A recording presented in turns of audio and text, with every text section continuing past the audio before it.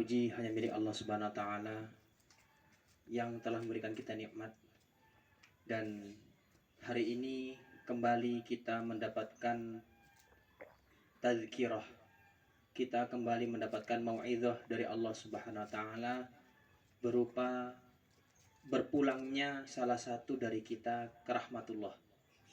Ini semua adalah bagian yang menjadi sunnatullah di dalam kehidupan kita, yang mana Allah Subhanahu wa taala berfirman, kullu nafsin dha'iqatul maut.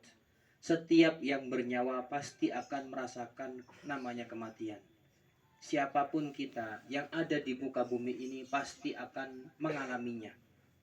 Oleh sebab itu, kita yang masih diberikan usia oleh Allah Subhanahu wa taala, marilah kita siapkan apa saja bekal yang kita bawa nanti di hadapan Allah Subhanahu wa taala. Bapak Ibu jamaah muazzin wal muazziyat rahimakumullah ajma'in. Kematian seorang muslim itu adalah sebuah istirahat baginya. Mengapa demikian? Dia beristirahat dari kepenatan-kepenatan yang ada di dunia. Karena dunia ini adalah darul amal wa darut ta'ab. Tempatnya beramal dan tempatnya berlelah-lelahan.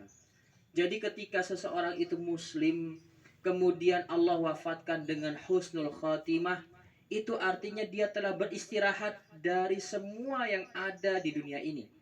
Beristirahat dari kepenatannya, beristirahat dari semua kegundah-gunahan yang ada di dunia ini. Mengapa demikian? Karena ketika orang itu dicabut nyawanya dalam keadaan husnul khatimah, dia akan merasakan rahmat Allah Subhanahu wa taala. Ya. Sebagaimana Allah firmankan, alhamdulillahilladzi azhaba 'annal hazan. Segala puji hanya bagi Allah yang mana telah menghilangkan kepada kami kesedihan-kesedihan.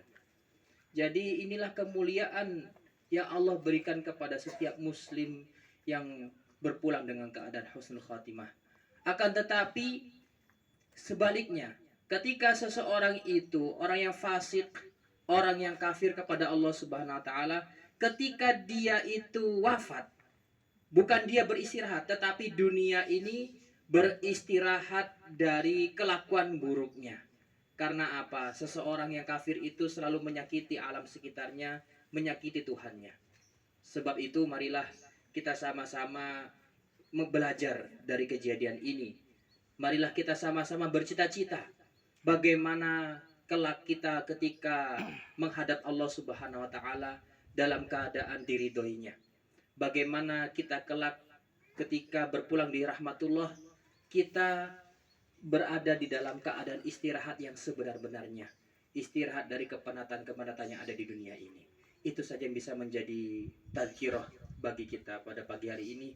Semoga almarhum Bapak Samhudi dirahmati Allah Subhanahu wa taala. Dihapus segala kesalahannya, diampuni segala dosa-dosanya, dan semoga beliau meninggal dalam keadaan husnul khatimah. Wa akhirul kalam, wassalamualaikum warahmatullahi wabarakatuh.